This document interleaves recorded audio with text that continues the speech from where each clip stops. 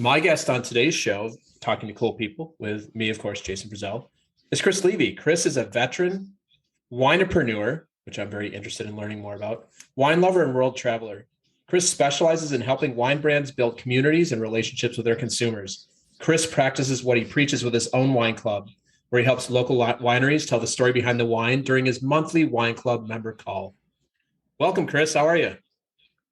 Hey, Jason. Thanks so much for having me. I'm super excited. Obviously, we've known each other for a little while now, so Yeah. it's been really great to watch your brand grow and see all the cool things that you've been up to. Thanks, man. I appreciate that. Flattery will get you everywhere on my show, so just keep it up, please. So, Kris, we've got a lot to talk about today. We're going to talk about wine as one of the topics, and I know that my audience is going to like wine. I like wine, and you love wine. So I know we're going to spend some time on wine, what to drink, what it means, but we're also going to spend some time on the business of wine. And I'm really love that you're on because I've never had a guest on who's an expert in the wine, not only I think I've had some guests on that are probably experts in drinking wine, maybe not so much in all the things that where the glass of wine ends up on our table. So with that, you ready to kick off? Yeah, let's do it. All right. So this first question will be pretty applicable, and I'm really curious how you're going to answer it. It's like, what's something that you nerd out about, Kris? Besides wine? Yeah, let's do something besides wine. Because we're going to talk a lot about wine. So yeah. No, I definitely nerd out about wine. But beyond that, I actually have really gotten into gaming, specifically wargaming. It's a kind of a subset of gaming. You know, you've got board games and everything. Yeah. I love strategy games. I like, moving stuff around on a table and seeing how like different things, affect each other and seeing how different strategies play out over time. It's definitely one of the things I enjoy doing is letting my mind, kind of play around with different, possible outcomes and options and trying to arrange everything in a way that hopefully is going to benefit me. Yeah. But it's funny when you said gaming, because I'm like, oh, you're a video gamer, because I'm a huge video gamer. Yeah. But it sounds like you're more, so like, what would be an example of something that you and I would play? Is it something we could play together? Yeah, so the main game that I usually play, that I've got a few friends that also play, is called Warhammer 40,000. Yeah. It's set in the future. The thing I like about it is just the complexity. There's a lot of different things that are going on, and it's kind of a lot of what you make of it. Do you like this army versus that army? Do you like this unit versus that unit? How do you employ them? It's very customizable, and you never have the same. It's not like a board game where it's the only difference is what you roll on the dice.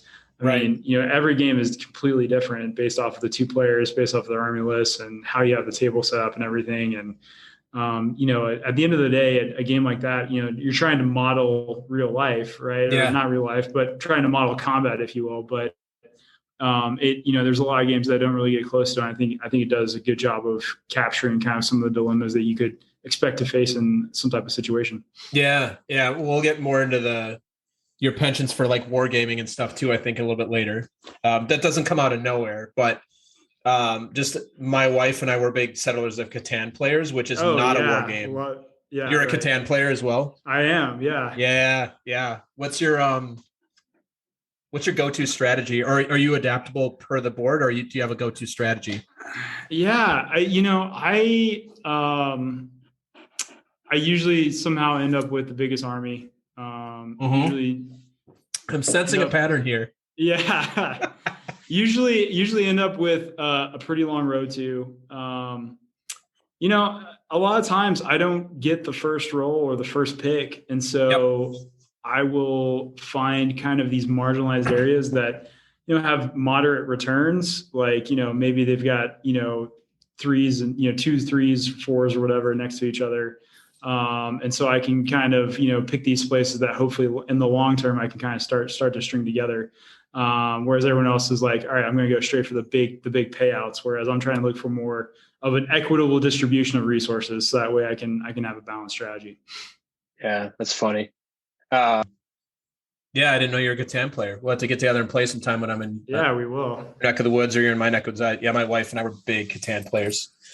Yeah. I was beat by my mother-in-law recently, which really chaps my hide because she does she's a cards player. Okay. She likes to go after the cards, and she just gets very lucky. And if she's listening, I'm not bitter. I'm not competitive at all. I just not bitter. I just just happy. Yeah. Nice, man. Well, we're gonna talk a little bit about your comfort zone. The way to define your comfort zone is it's the thing that it's just what it is. It's the thing that's easy for you. It's the thing that's comfortable. It's the thing that I could go, hey man, could you go do this? Or you do that, and you'd be like, yeah, piece of cake. So Kris, what's something that is inside of your comfort zone that might be outside of somebody else's? I love walking into a room where I know absolutely nobody. That is 100% my comfort zone. I'm an extrovert at heart. I have introverted tendencies, and we can talk about that more if you want, kind of how those two play off of each other for me. But to me, I love the variety. I love just meeting all kinds of different people. I like to say I've got 15 best friends. You start to kind of collect people as friends or colleagues or acquaintances or whatever. And it's really, I was actually talking to my girlfriend this week, and we were talking about Christmas cards and everything. I was like, I've never done Christmas cards before because I've, been pretty much single for a long time. And I'm getting ready to move into a new place and thinking about getting a dog. I was like, well, maybe we should do Christmas cards this year. I was like, yeah, I'd probably have to send out like 500 Christmas cards or whatever, but good problem to have. I know I have been very blessed and feel very rich in friends and connections. And I think that stems from, seeking out situations where you're thrust into these uncomfortable situations of whether it's socially awkward situations or just not knowing anybody in the room and just, starting to strike out on your own and find ways to start building rapport with each other. That to me is my comfort zone. Yeah. This will not come as a surprise to my audience or you, because I've talked a little bit about this. I'm the exact same way, which I think makes us a bit unique.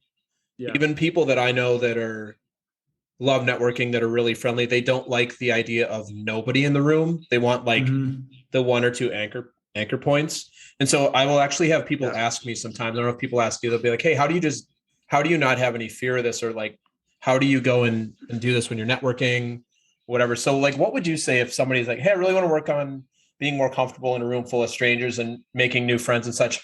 What advice would you offer to them? Yeah, I would say really start to hone your approach.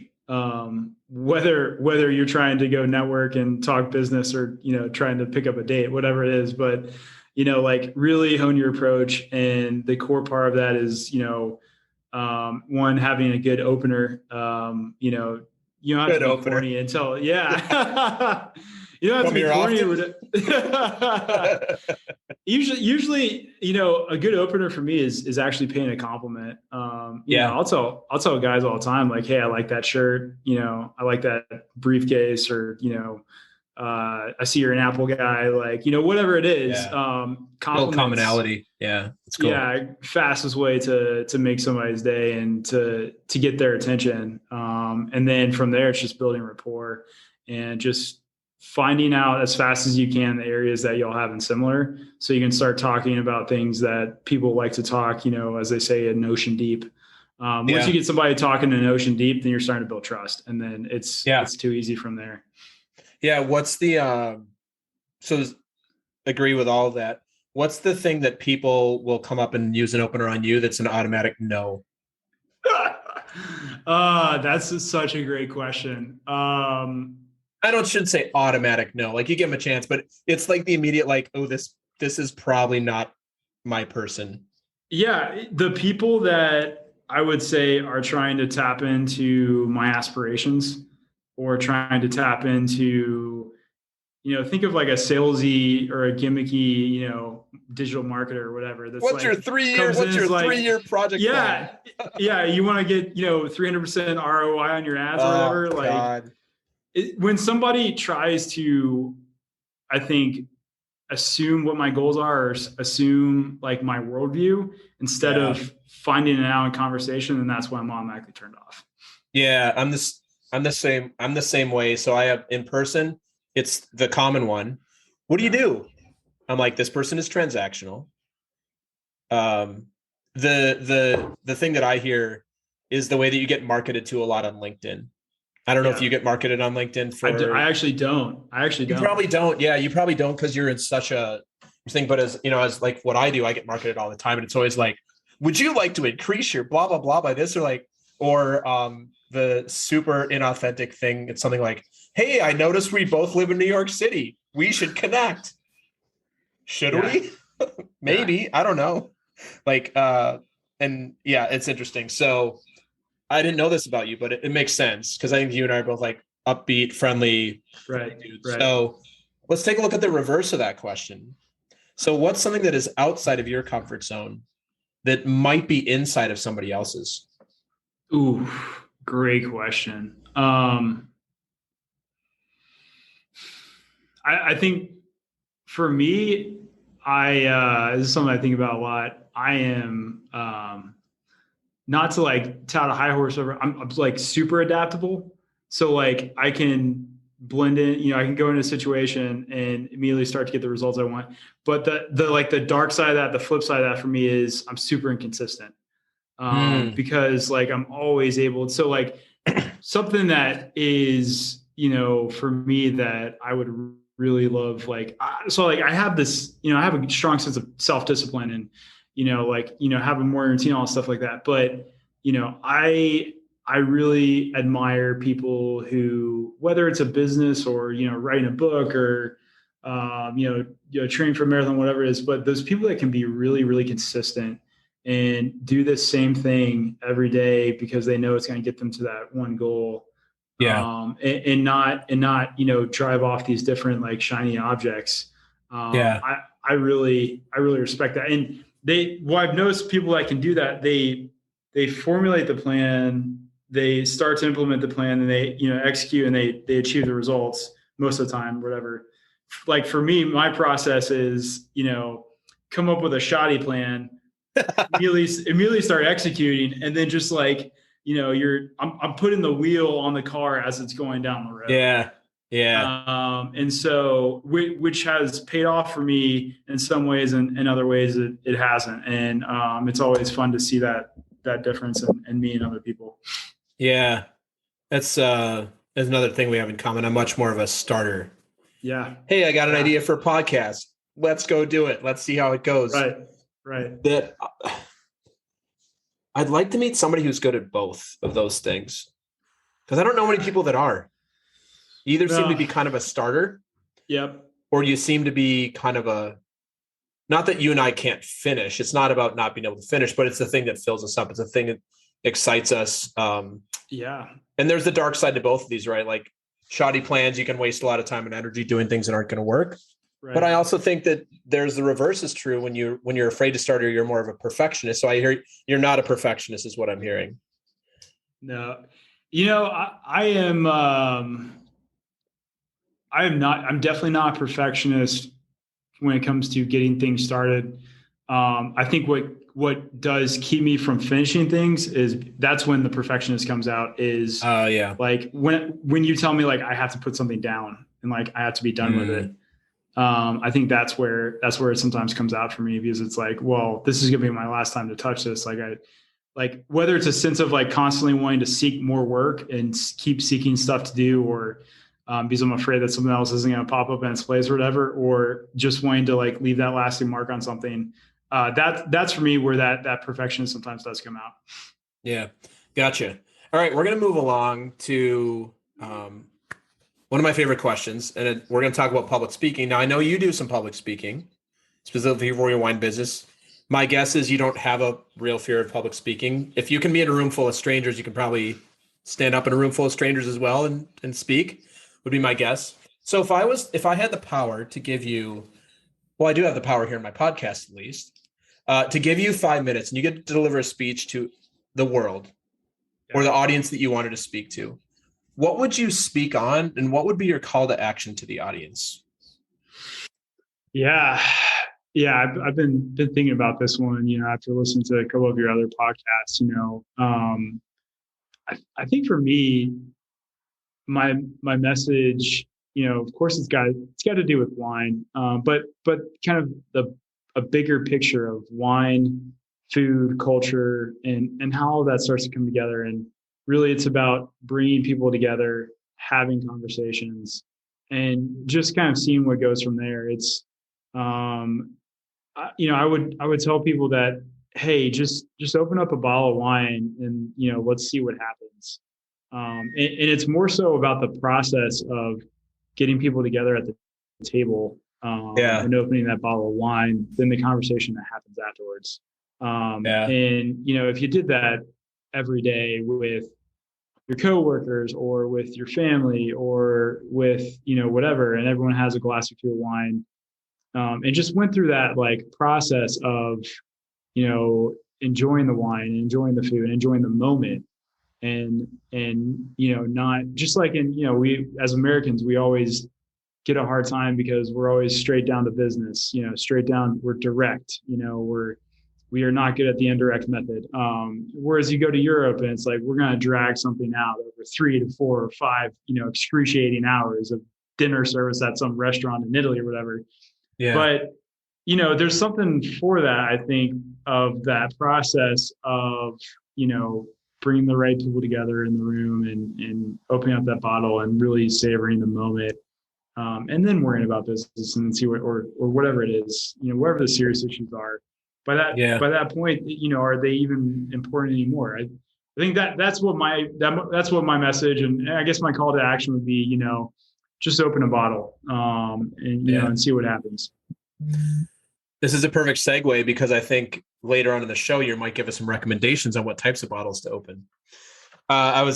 You saw me, we're on video and we're laughing. I'm laughing because in my 20s, it was like, let's just go do a shot or have some beers and see what happens at the bar, or I was thinking like in Vegas or something, but I appreciate what you've shared so far, Kris. It's been great hearing your answers, and we're going to be right back after this brief commercial break. The Talking to Cool People podcast is brought to you by Jason Frizzell Coaching. Jason works with amazing people who are looking to find and develop their passion and purpose and create their journey to wherever it is they want to go. Check us out at jasonfrizzell.com, Facebook, or on Instagram. Jason loves hearing from anyone who thinks it would be cool to connect, to be coached, or to be a guest on our show. Email him at podcast@jasonfrizzell.com or DM him on Facebook and Instagram. And now, back to some more amazing conversation on Talking to Cool People. All right, Kris, we are back. So I have a nice open-ended question for you. It's designed this way because everybody's got different things they want to share. So, Kris, what do you want us to know about you? What do I want y'all to know about me? What do you want us to know about you?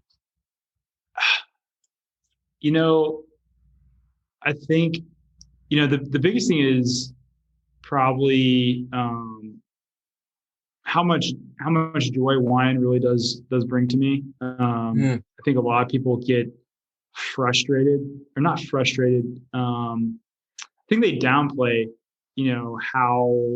how powerful wine can actually be, and downplay,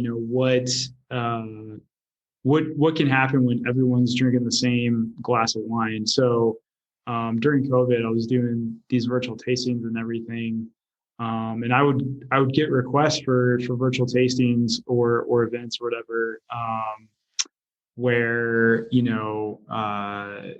everyone would not have the same glass or not have the same bottle. And what I noticed is the events where everyone's drinking the same wine or drinking the same bottle, it's almost like they have a common language to start talking about and start communicating about. Yeah. Whereas the ones where I did that, people, either brought their own wine or, bought their own wine or just pulled something out of the cellar, which like I've said, I'm not downplaying that or saying that's, one thing is better than the other. But when everyone has the same thing in their glass, that's a game changer. And I'd started to notice how powerful that is and how it really does bring people together and gives people a common language to start communicating with each other in a new way. Yeah. what's we've never talked about this. What's led you, how did you get involved in the wine industry? Like what it is, like you love wine, you like to drink it, you have a business in the wine industry.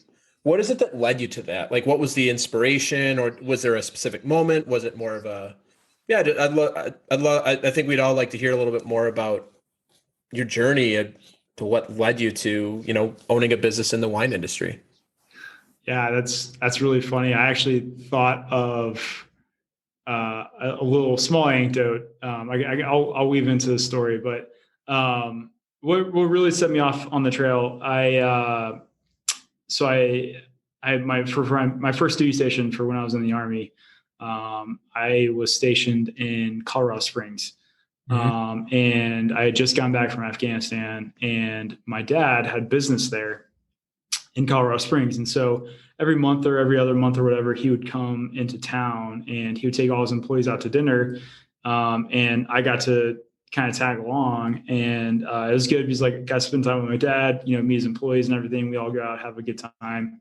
But we would go to dinner, and then the waiter or the sommelier or whatever would hand out the wine menu and ask if you need help with it or anything. And my dad would just look at the menu and say, "Oh yeah, this is what I'm going to order. Like this is what we're ordering for the table," and just know with clear certainty. So he was the boss. Yeah, he made this is the bottle because he knew exactly. Yeah, that's cool. He set in doing that. He just, whether he knew what he was doing or not, he set the tone for dinner. And that, to me, that just stuck out in my mind so much. And that just planted the seed early on that I knew I wanted to learn more about wine. I wanted to do like that. I wanted to be like my dad and be able to look at a wine list and know what's on the list, or at least know how to pick the wine that's going to make sure we have a great night, because who doesn't want to have a great night when you're out at dinner having a, $50 ribeye? Right. Yeah. That's pretty awesome. Yeah. And the other thing, I'm guessing your dad set up the context that even if you don't like this wine, you better not tell me you don't like it. Cause I was so sure when I ordered it. Somebody's I'm sure everybody's yeah, this is really good, even if they maybe wasn't as good as they wanted. What, and then so you learned about wines, you started opening your palate, exploring more. And then from there, what led you to deciding that you wanted to do something in the wine industry? Yeah, so my dad had his own company. And so from early on, that always planted this idea in my mind that I wanted to own my own business. And so fast forward to 2015 or 2016, somewhere in there, I've been in the Army for 5 or 6 years now, and had changed jobs kind of into a new specialty and everything. And I had actually just gotten, had a pretty bad back injury that I was kind of recovering from. And it kind of dampened a few things and a few aspirations I had, especially with the military. That's not to say that, I still won't achieve some of those things, but it definitely made me realize that, life is short. That everything we do in life has sort of an expiration date, and nothing's going to last forever. And so it started making me start to think a little bit more long-term beyond just my time in the military. And from there, I started, researching what it took to start a business. And so in 2017, I started my own business, got my LLC, put my little product and concept together, and started, made my Shopify store online and everything, and put it out there. And then all of a sudden, crickets. I maybe had 1 or 2 sales here or there. And what I realized is that I had no idea what I was doing. I just came up with this concept, totally didn't check to see if this was a real problem that people had in the world, and just started putting something out there. And what that showed me was, I needed a skill set. And so I spent the next 1 to 2 years after that really refining my skills of learning how to do things like social media, marketing, and emails, and how to develop a product, how to find product market fit, I started talking to people, started networking with people, both in wine, because I had always been drawn to it, and in other areas, and travel. Also during that time, I did a lot of travel. Yeah. And I will say, you know, we haven't really talked about travel yet. I'd love to talk more about that if we have time, but you know, travel is something that's really given me a lot.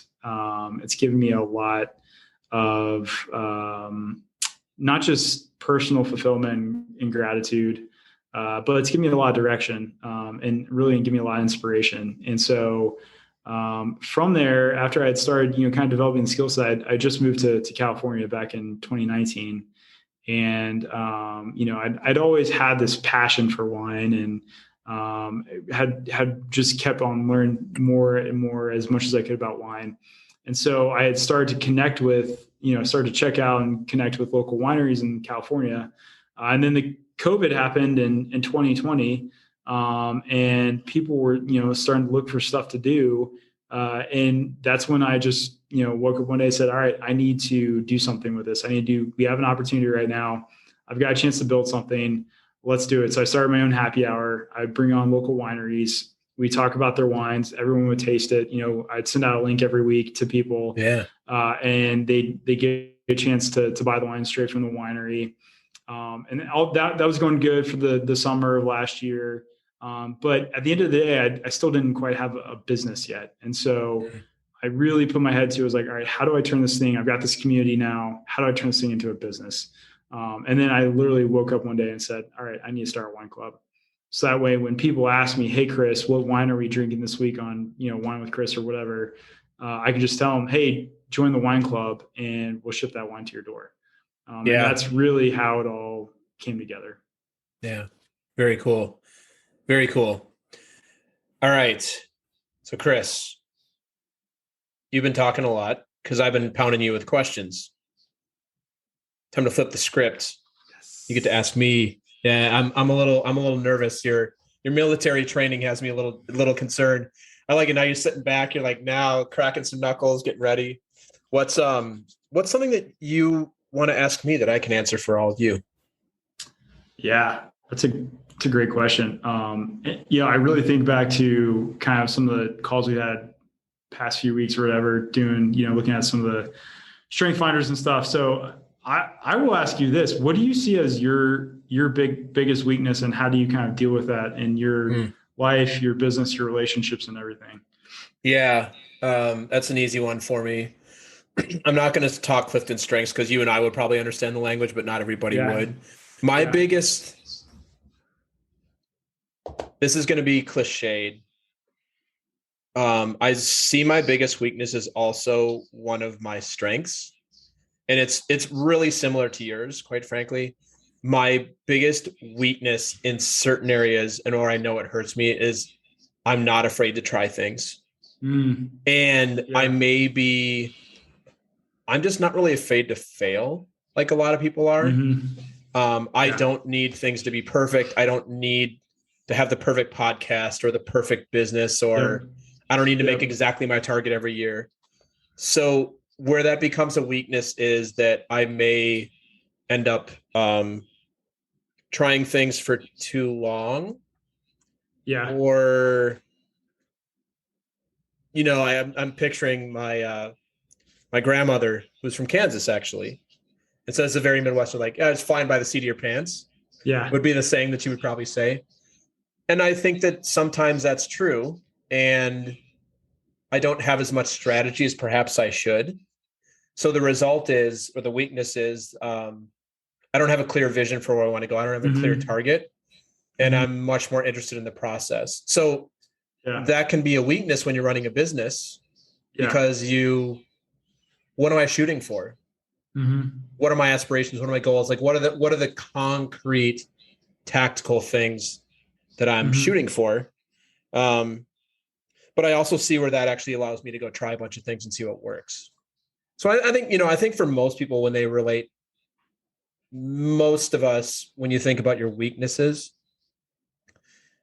there's a superpower inside of your weakness, or maybe it's inside of your superpower, there's a weakness. I don't know. Yeah. And we've talked a little bit about this. I'm also a big fan of manage your weaknesses, lean into your strengths. Yep.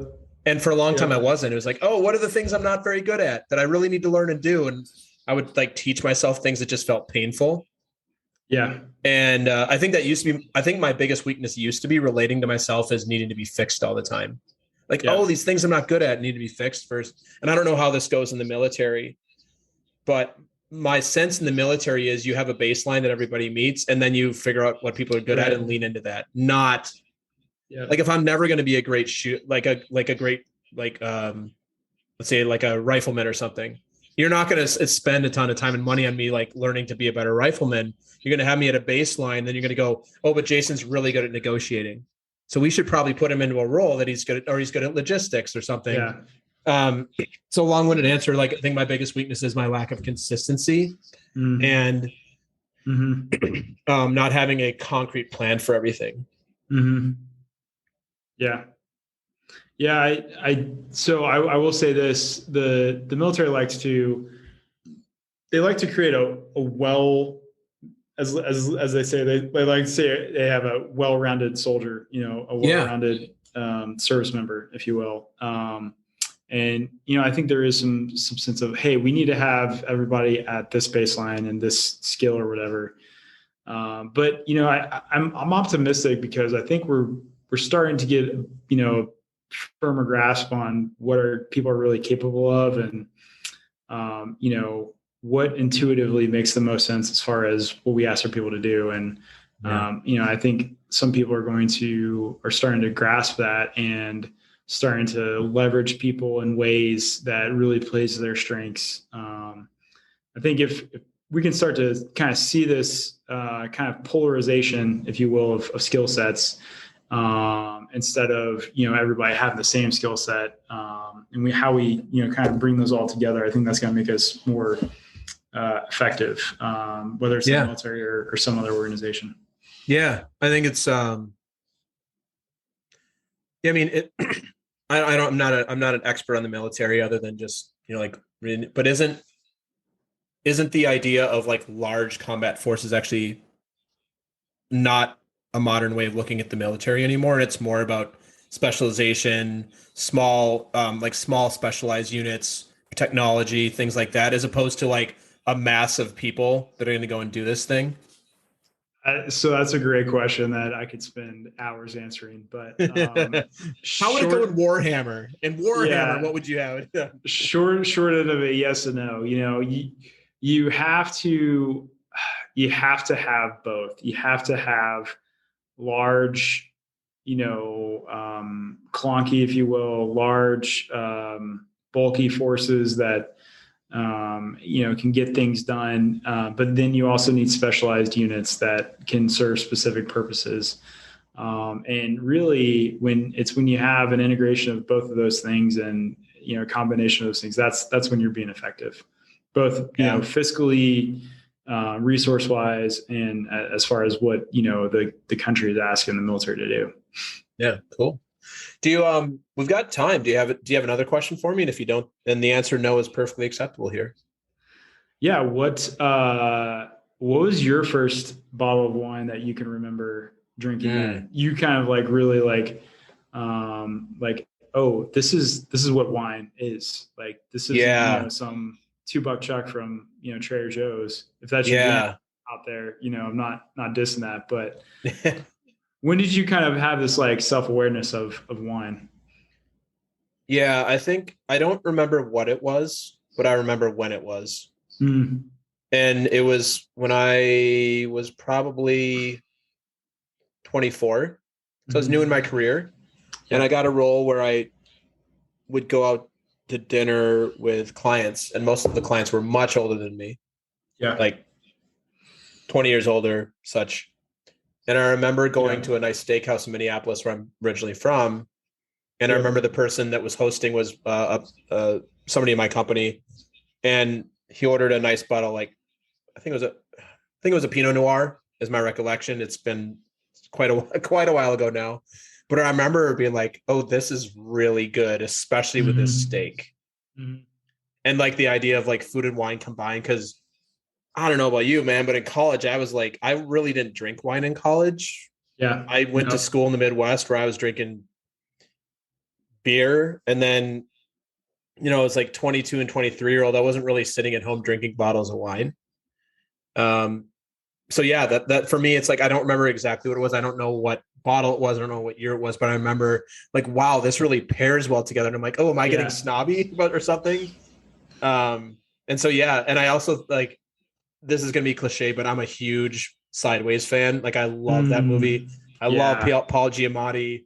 I know that movie like just wreaked havoc on the Merlot growers and like wreaked havoc on the Merlot growers and like crushed it for the Pinot growers. But I think that movie maybe came out in like 2003 or 2004. Yeah. 2004, I think. Yeah. 2004. So even like then like, oh, there's this like dichotomy of you have this wine that's considered like the cheap or the common person's wine. And then you have like this other one.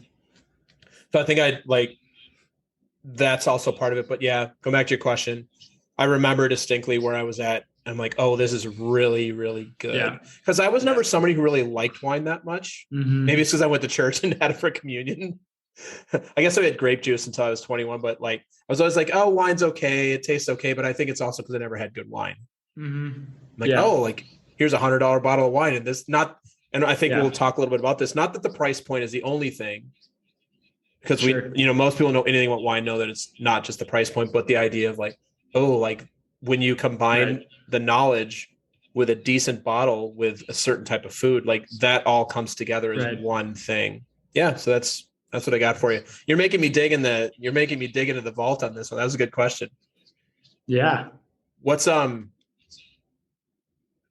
what was, do you have your first recollection? Like, do you remember like when you're out with your dad and you came back, like, do you remember the one that you're like, ooh, I really need to know more about this? Was there any specific moment or was it over time? For me, I think what really cemented in my mind this whole thing about wine was, having that experience with my dad over those couple of years and of course keeping to get exposed to that. Yeah. Because at the time I was, same thing. I was 23, 24, having, been able to drink, legally only for a couple of years and, of which I spent half of that time in Afghanistan not drinking. And you don't want to be hungover in Afghanistan is my guess. Yeah, you can't be. But I was just starting to get exposed to this whole idea of like the culinary experience of going out and, having a great dinner and having great wine and, and like really turn this into an experience. And then in 2017, I took my first solo trip to Italy. I set an intention for myself of, hey, I'm going to learn as much as I can about Italian wine on this trip. And so went there for 2.5 weeks, hit all the touristy spots and everything, but really at the end of the day, I made sure I prioritized learn about Italian wine. And so did tours and, went to wine shops and, Tecas and all that stuff. And, just start, talk to people about Italian wine. And it was, I think that's when, things kind of really accelerated for me. That was sort of an inflection point. Yeah. That, I didn't know that I was going to do something in wine, but I knew that wine was going to play a really big part in my life. Yeah. And that's for me is pretty clear in my mind. That's cool. Before we wrap on this, I want to give a shout out to my wife, Kirsten, who's going to be a future guest on my show. Yeah. We went to France and Italy in September of 2015, and she was 5 months pregnant. That's awesome. So she loves wine much more than I do. So she's like, wait, let me get this straight. We planned this trip. Now we're pregnant. I can't drink wine in France and Italy. And I remember this conversation. We were in Tuscany. We were in Florence, and we went under the hills of Tuscany. We went to like a wine tasting thing. And she's like, and I also can't have uncured meats. This feels really, really cruel. Yep. So we have a picture of her 5 or 6 months pregnant in like a vineyard in Tuscany somewhere, and it's a stunning venue. And like I drank a lot of wine that trip, and she didn't get any of it. She had she had a couple sips. Our daughter turned out fine. Yeah. But like I say all this because of Kirsten, if you're listening, we owe her a trip back to Oh yeah. like France and Italy, like Oh yeah. I guess probably the two best wine places on the planet. Mm-hmm. Most people, I think a lot of people would say at least. Yeah, definitely. Yeah. And if anybody listening has not been to Italy and seen the vineyards there, it's stunningly beautiful. Yep. Breathtaking. It's like watching The Godfather, except you're actually there. You know, like in the first Godfather, when he goes to Italy, you're like out in the middle of the country. Yeah. All right, Kris, I have a few more questions for you if you have a little bit more time for us. Let's do it. All right. So what's the thing that you are most proud of? Ooh, man. I probably would say, probably my military service, just, I enjoy what I do. I love my job. Love the people I get to work with. And I love how, it contributes to a higher purpose, and you get a chance to really have impact on people and kind of, the country and the world in some small, aspect or whatever. But, that was a long time goal of mine since I was a kid. And, being able to do something that you set out for yourself is just, it's an awesome feeling. Yeah. Did you come from a military family? I did not. Military skipped a generation. So okay. Yeah. All of my, so both my grandfathers, so one grandfather, he was a reserve major in the Army during World War II. And then the other served in the Air Force just after, because he wasn't old enough yet during World War II. But I also had a bunch of great uncles who all were tail gunners on B-17s during World War II. Wow. And one of them actually was shot down 3 times over Europe. And the first 2 times he got evacuated. So it's actually really cool. I've done a lot of reading, and I love history. Yeah. Researched a lot of this, but during World War II, they had this really, they had the underground, right? And that's how they would evacuate people. When pilots would get shot down, they would put them into the underground system, and you'd be going from safe house to safe house, waiting for a, clandestine pickup of an aircraft out in a random field in the middle of Europe, whatever.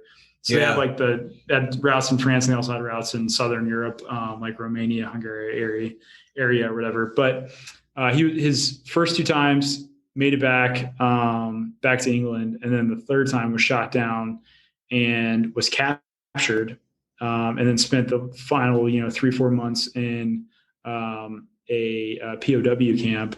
Luckily, he was actually Jewish, so my family's got a lot of Jewish heritage, and he luckily was able to conceal the fact that he was Jewish, and made it to the end of the war. So it's pretty crazy, pretty cool story. Yeah, that's pretty.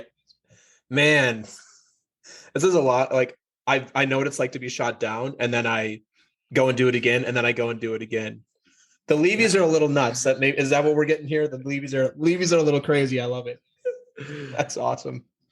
Well, thank you for your service on behalf of all of us. I do not come from a military family.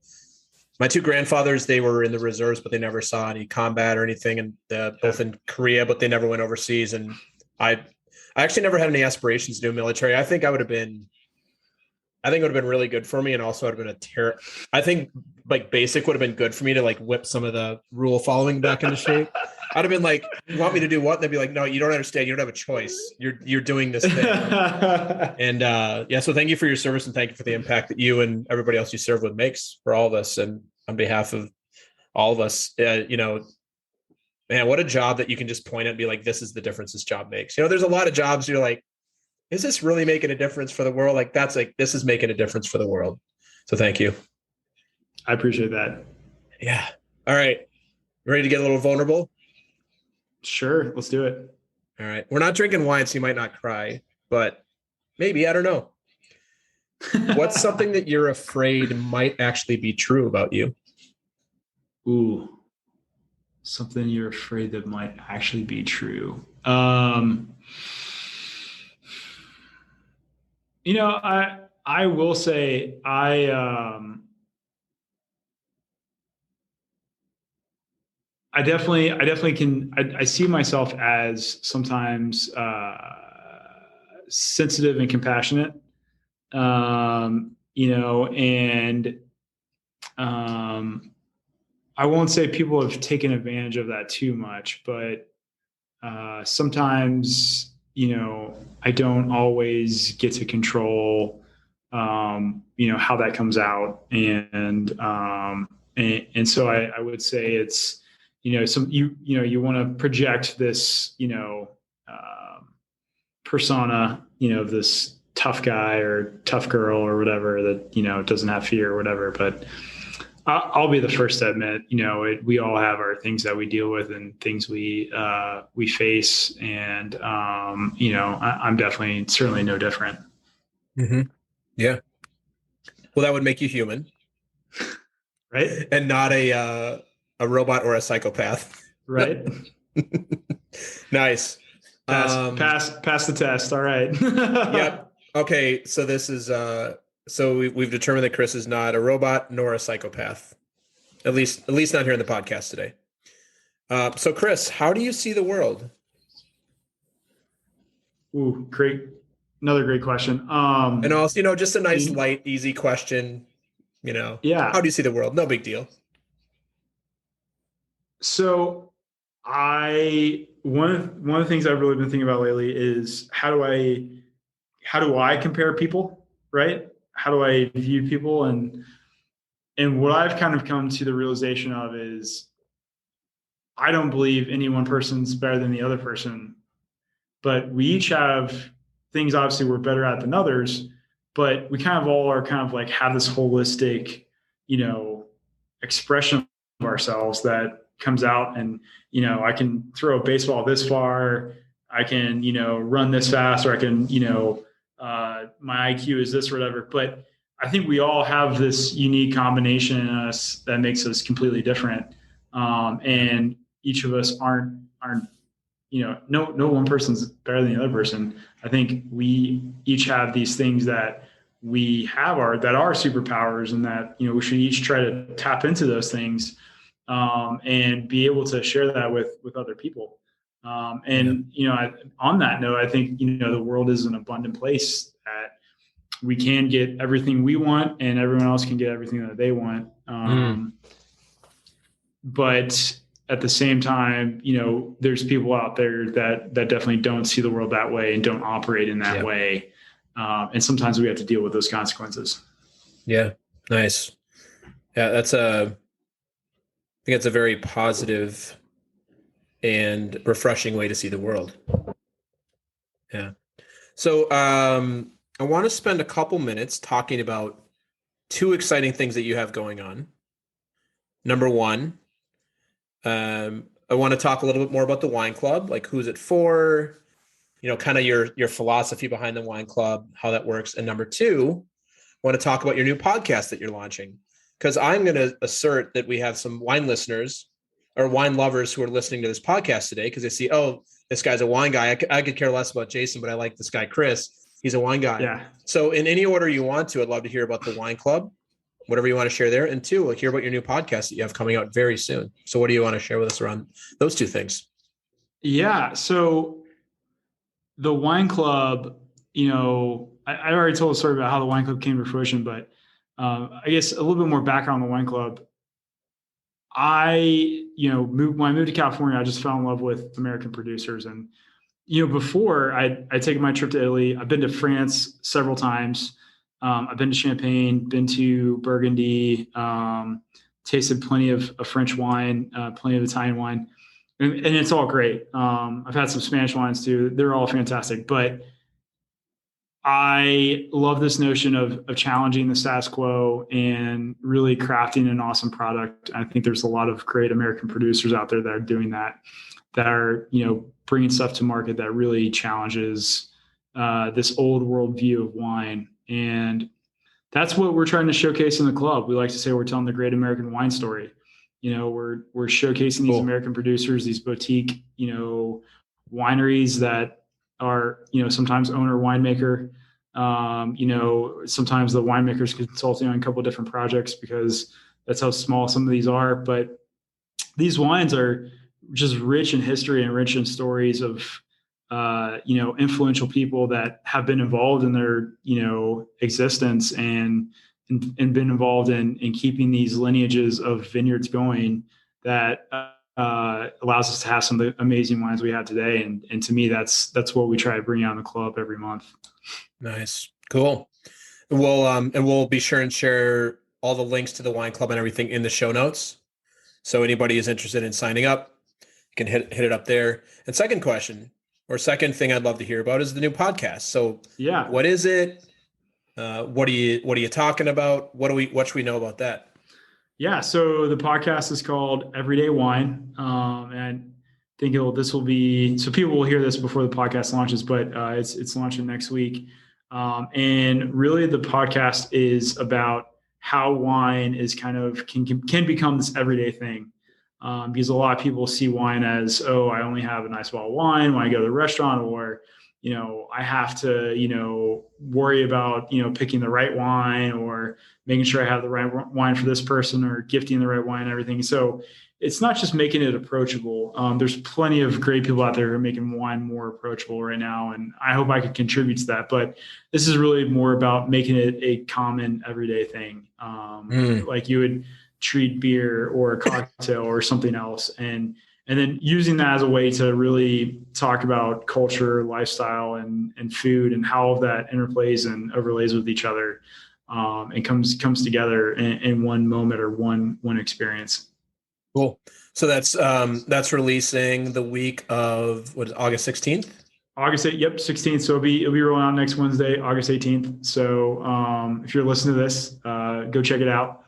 Check out this episode, and look forward to hopefully again having everybody let me know what they think. Yeah, awesome, Kris. All right, before we wrap for today, I'm going to get a little selfish. Sure. But I think all of us are going to find value in this. I'm a person who has a very important client engagement, or maybe I'm single, and which I'm not, but maybe I'm meeting my significant other's parents, and I know that they're wine people, and I can only choose one type of wine. Let's say we're having like chicken or something. I don't know, chicken or steak, whatever. I know that would probably be a different answer. If what's a go-to for all of us out here? They're like, I don't know. What in your opinion, what's a go-to that I can never go wrong with? In terms of, if you want to name the winery, that's great. More importantly, what's their varietal? It's like, this is an easy go-to. This is a crowd pleaser. Yeah. Great question. So I loved the movie Sideways, but I'm going to have to disagree a little bit with, not disagree or agree with Paul Giametti, but Pinot Noir, you can't go wrong with Pinot Noir. Pinot Noir, I'm a big fan. You have a chance of getting white drinkers. A lot of white drinkers won't drink heavy reds. So yep. Pinot Noir will be on the lighter side, so it's going to appease them. And most red drinkers will drink Pinot Noir, so it's going to appease them. And it just goes great with a lot of different things. The thing about Pinot Noir, especially a really good one, is the acidity.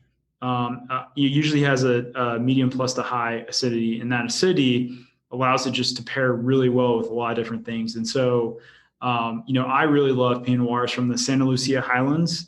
So it's Santa Lucia Highlands, LUCIA, or sometimes it's abbreviated SLH. So if you look for anything that's got SLH on it, it's probably a Santa Lucia Highlands Pinot Noir. Where are those islands located?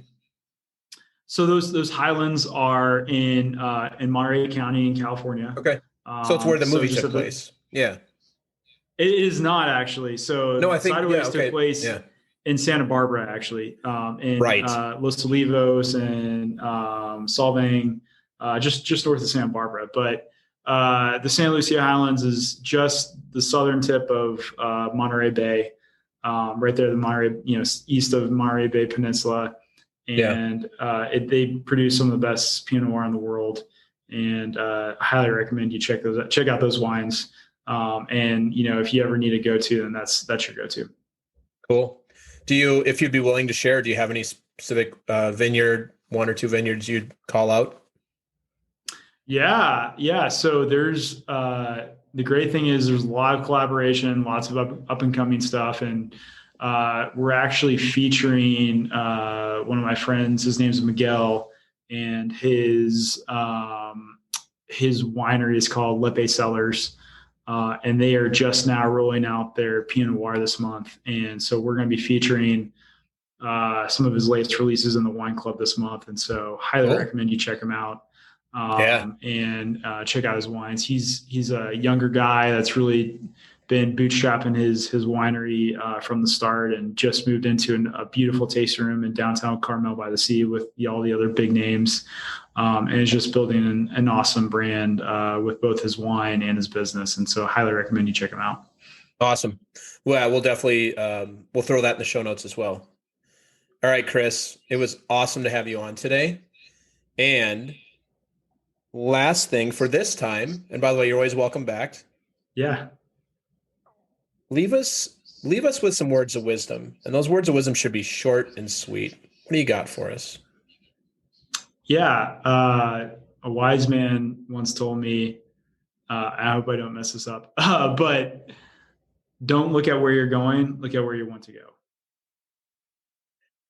I love that. And that's actually, I think, I'm not a motorcycle rider, but I believe that's advice you give, or that's what you train. It is. Like I am a cyclist, but and it's funny because my daughter, we're teaching her to ride her bike, and she almost swerved into a car because she was looking behind her.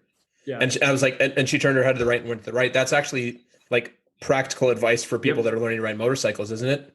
Yeah, it is. And that's probably where, I got my motorcycle lessons a long time ago, but that's probably where I heard it first, but I've heard it in a couple other contexts. And to me, it really sticks with me because, if you're looking at where you're going right now, you're just going to be in the weeds of things. Whereas if you stay focused on where you want to go, where you want to be, then you'll get there. Yeah. Again, thank you so much, Kris, for being on today. Everybody check out the Wine Club. Check out the podcast launching next week, August 18th on, I'm assuming, iTunes, Spotify, all the podcasting places, and wish you the very best in everything you're up to. And I can't wait to have you on again and connect and see how it's going. Thanks, Kris. Thanks, Jason. Take care. Thanks for listening to another episode of Talking to Cool People with Jason Frizzell. If you enjoyed today's episode, please tell your friends. Follow us on Instagram and Facebook and give us a shout out, or take a moment to leave a review on iTunes. If something from today's episode piqued your interest and you'd like to connect, email us at podcast@jasonfrizzell.com. We love hearing from our listeners because you're cool people too.